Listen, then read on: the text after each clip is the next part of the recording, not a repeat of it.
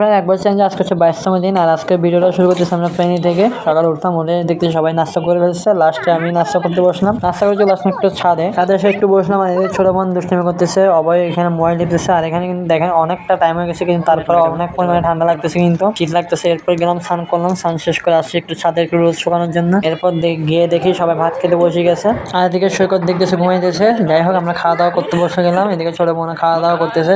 এরপর খাওয়া দাওয়া শেষ করে একটু বেরিয়েছিলাম, বেরিয়ে একটু হাঁটতে গেছিলাম। এদিকে দেখেন, এইদিকে খালের অবস্থা দেখেন যে ময়লা। এরপর হাঁটাহাঁটি পা করে একটু দিদির বাসায় গেলাম। আর এখানে দেখেন ছোট বোন হাসতেছে কীভাবে।